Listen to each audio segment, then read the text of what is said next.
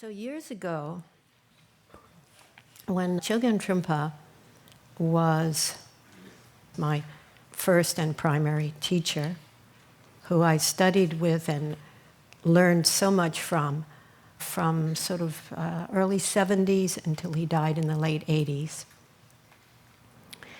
He left Tibet at the age of 18 because of the Chinese communists coming into Tibet and destroying monasteries, and the monks and nuns were primary targets for persecution. But when he was about 8 years old, or 8 or 9 years old, he had recently met his primary teacher. This was a man named Jamgon Köntrul Rinpoche. Seichen Köntrul, he was called. And Trungpa Rinpoche lived at a different monastery than Seichen Köntrul, and I think what he said is like a week on horseback between the monasteries or something. But at least once a year, he would go and he would live at his teacher's monastery to receive teachings from him. So he tells the story of being a young boy, somewhere between 9 and 10, 11, something like that, I think. And it's early morning, and his teacher has asked him to come for some kind of instruction. And he describes entering into the room, and his teacher is sitting in front of a window, and he describes there was this soft early morning light on his teacher's face. And his teacher looked up at him, and then he picked up this object from the table in front of him. Seichen Köntrul picked it up and held it up, and it sort of glimmered in the light. And Trungpa Rinpoche looked at it, and he had never seen anything like this in his life. He'd seen silver. They had silver bowls on the shrines and things, so it looked like maybe it was made of silver, some kind of metal.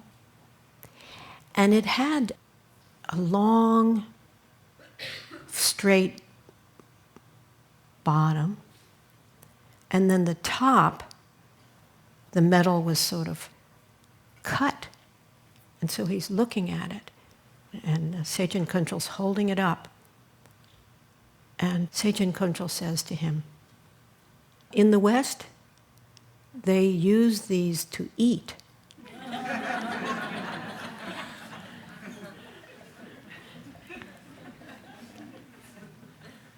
They poke it into the meat, and then they lift the meat up and put it in their mouth.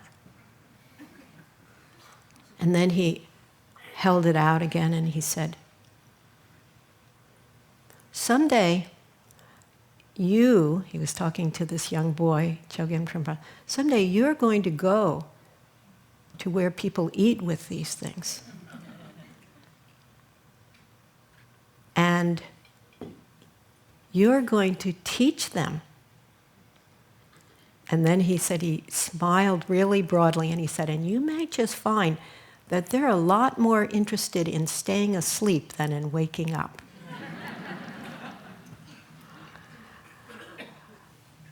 So that story always really struck me because of the imagery of it and the suspense, like he didn't know what it was.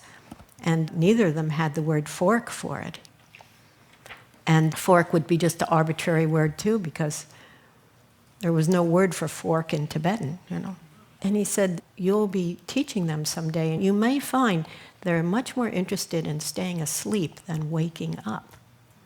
Like as if to say to this young boy, that's going to be your challenge, is to wake them up. So it means much more maybe habitually used to being unconscious than being conscious. So I've always thought about this too, trying not to be offended that they were talking about me after all. Surely I'm the exception to this rule. But I've thought about it, and I thought it's very true. And it seems that there's more and more cultural support for unconsciousness. So for instance, by that I mean not present. Instead of present and right there for what's happening, distracted. And distracted just because you're seduced by wanting to check your emails. You're seduced by wanting to watch television. You're seduced by watching entertainment of all kinds, which you don't even have to go out to a movie anymore, you know.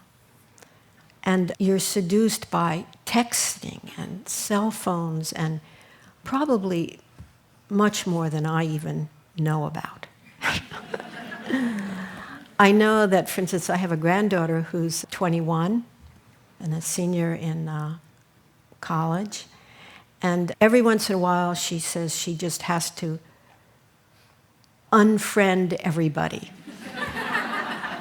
and go off of Facebook because she just goes unconscious in front of the computer and he'd just be there for hours, you know. And so you could call that just sort of innocent, but she also commented to me that some of her teachers are insisting that the kids not bring their cell phones to class.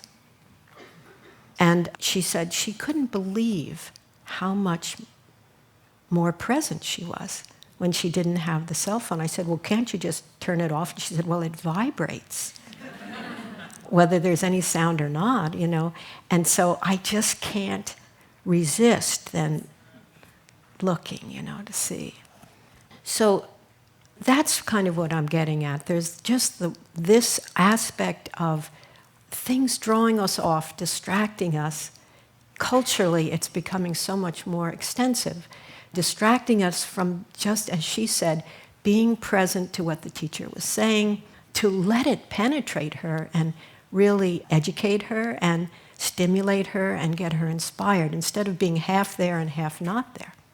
Like, I have a friend who is a professor at CU Berkeley, and she said one day she was having her students do presentations, and she went to the back of the room, and she was stunned to see everybody's laptops up, but they weren't typing notes about what she was saying. They were playing games, they were chatting with friends, they were watching movies, they were doing all kinds of stuff, you know. And she had never picked up on it because I guess they looked up enough that she thought they were actually there. So that's one aspect of being more unconscious than conscious. But then there's also the aspect that complicates it so much, is that should we happen to have anything painful in our life,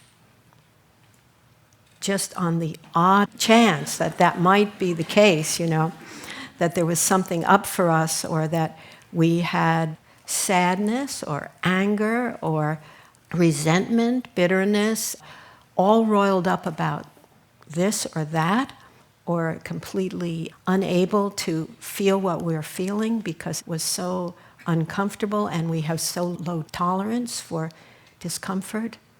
So I'm sure from the earliest days, people have tried to distract themselves from the unpleasantness of their lives and their own unpleasant, uncomfortable, unsettling feelings about themselves and just difficult emotions.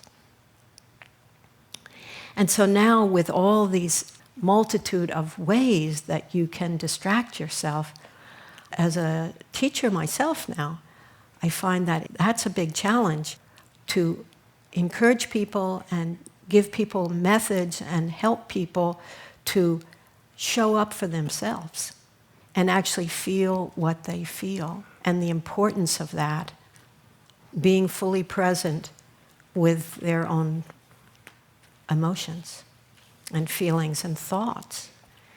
So it means getting out of the habit of distracting yourself, pulling yourself away when it's not easy to be there.